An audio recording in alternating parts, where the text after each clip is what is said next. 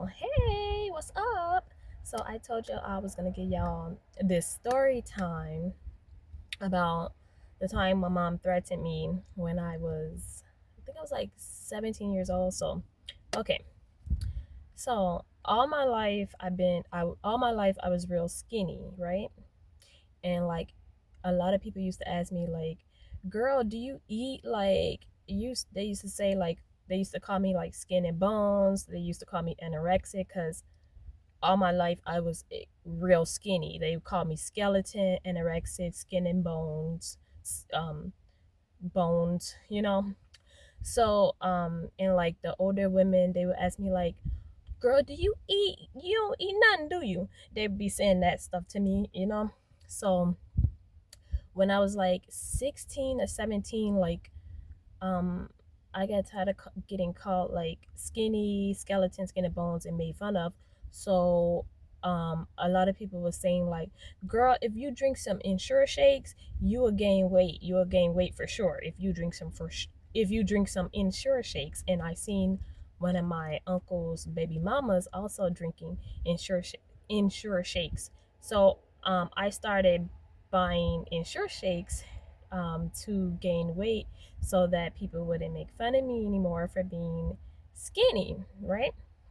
And so one day my mom like she seen the Ensure shakes in the fridge and she was like, "Oh, you gonna have to get the H up out of here with this."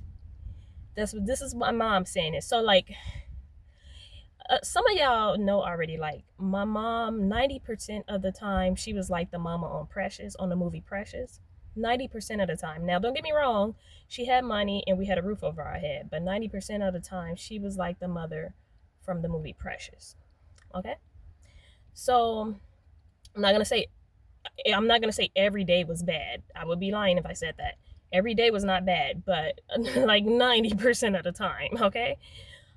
So she was like, "Oh, you're gonna have to get the F up out of here drinking this." I'm not gonna curse, but like, yeah, she was like, she was like, "You trying to get a fat ass? I don't need no more big S's around here. Me and your brother already got a fat ass." This is my mom saying this, y'all.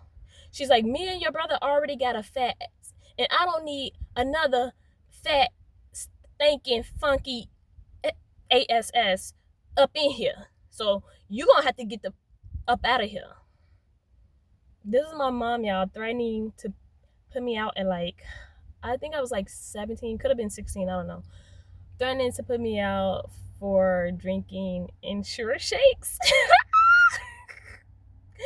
And like, in her opinion, trying to get a big ass, y'all. So she was threatening to put me out. It's really not funny, but like, yeah, she was threatening to put me out because she felt like I was trying to get a big ass, and she didn't need another big funky ass around the house.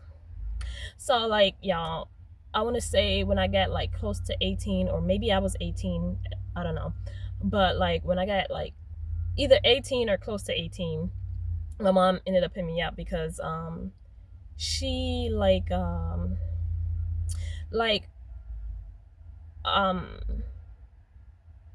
I don't know, she was just being like weird. Like she ended up putting locks on her doors, so that like you would need a key to get out of the apartment, right? You would need a key to get out of the apartment.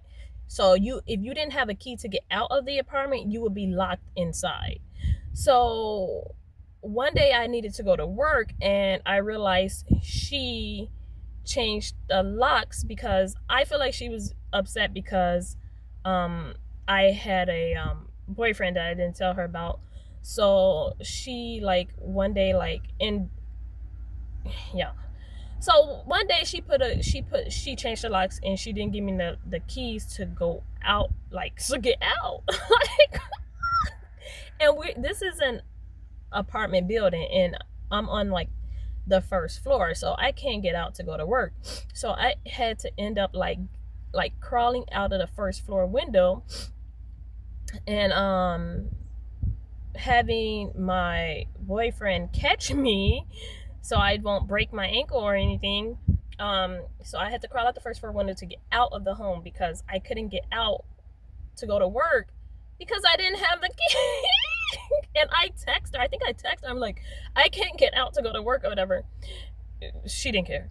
So, anyways, the first floor, I left that window open because like I couldn't climb back up to let it down.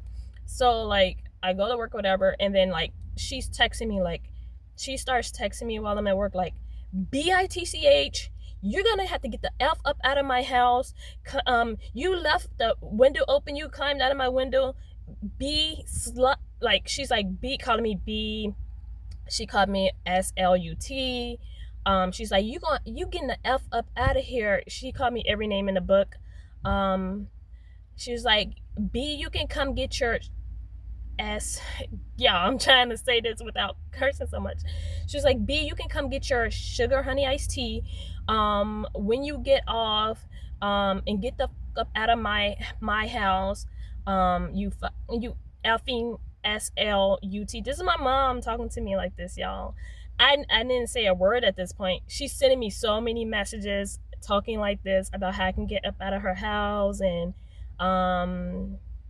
but to be honest, y'all, I think my mom always acted like this way because like my father was killed right before I was born, to gun violence, and she always kind of been like low key bitter about it. It seemed like, and like yeah, like she did some stuff to my brother too, but I don't feel like she treated him as bad like as she treated me. But that's a whole nother story. But yeah, and she was like going off like text me about how calling me all out of my name, how I can come get my and I'm not responding because you got to understand I've been abused all my life and verbally and physically by her, so I'm just kind of over it at this point. And I was kind of glad to have a boyfriend then because like y'all don't understand. I'm trying not to cry, but I was just like kind of glad to have someone else to confide in at the time and talk to, because she was like y'all don't understand. Like at that point I was just like so over it. I didn't even respond. I didn't care. I was like whatever, I don't care if she do that, whatever. So then when I got off, y'all, I went to go get my things from her place, like how she told me to. And like as soon as I walked in the door, y'all, she was like, yeah, B, get your and get out. HO, calling me a HO. I'm like, y'all, I'm probably like close to 18 years old at the time, like, or I could be like a fresh 18 at the time. I don't know. She's like, yeah, B, get the up out of here. And like she's talking to me like this, she's doing this, and she's like, then like I'm ignoring, I'm like not really, I'm staring at her, but like I'm not saying anything because like I don't want to trigger her to like do some crazy stuff. And so because I'm like not saying nothing or whatever, she starts like, when I'm going to grab the stuff like out of my room, she starts like running up on me and swinging. She's like, and she's still calling me out of my name, and she's like, she starts running up on me and swinging at me. And then like at this point, I never like hit her back before, but at this point, like I started fighting back, because I was like I just like at that point I just started fighting back because I couldn't take it anymore. And like so, and also I'm just trying to keep her off of me from swinging on me for no freaking reason.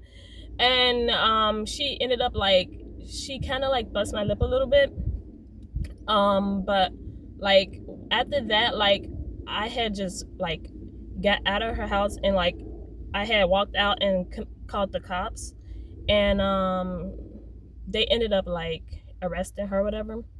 But I could have pressed charges, but I didn't, because I just ended up leaving the I didn't press charges though, but I could have, but I didn't.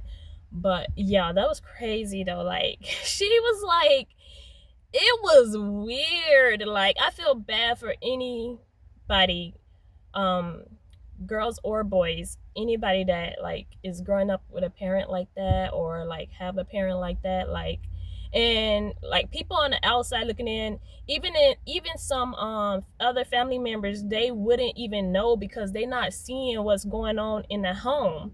They're not really seeing that. They just seeing, oh, they got money, she got property, she got this, they good or whatever. They're not seeing like this, that this parent is unhinged and freaking bitter and doing all types of stuff to their child. Like they're not seeing all this other stuff. Like, and then in a lot of households too, a lot of families, is normalized to just have the child be quiet. Oh, don't talk about what goes on in his home, and just, oh, your parent is allowed to do that because they gave birth to you. So a lot of times it's normalized and people would never know what's really going on, like, you know. But y'all, I almost cried during the story time. But yeah, y'all, yeah, I just, I anyone that's going through that, any child that's going through that, I just hope they I hope the best. I wish the best for them, and hope they get away and never look back. I honestly, I was giving my mom too many chances because like I say, it's normalized. That behavior a lot of times is normalized in some families, and they say, well, oh, that's still your mother, that's still, and so you give them so many chances and you stay around them way longer than you should, when in reality, some some parents really don't give a f about their kids. Some of them don't. Just because they gave birth to you don't mean nothing. Like some really don't give a f about their kids, and that's the reality, and it's sad. But it's confusing too for a child. So some people stay in those toxic situations forever, and then some, we have trouble, like, deciding if we should stay or go, or you know give them the privilege of being our parent and keep giving, letting them stay in our lives. Sometimes it's confusing, for us, because it has been normalized, even if the parent is toxic and abusive or whatever, to let them remain in our lives. But yeah, I feel like, no, I like I said, I got so many, so much has happened, y'all. But yeah, I had to tell y'all about that. Like when I was like, like what, 16, 17, she was like, oh, we don't need I don't need another big funky ass up in here, so you're gonna have to get the up out of here. I'm like, huh? Like what? Like what? Like, y'all, anyways, comment below on this story time and let me know what y'all think. But yeah, I will talk to you guys later. Bye.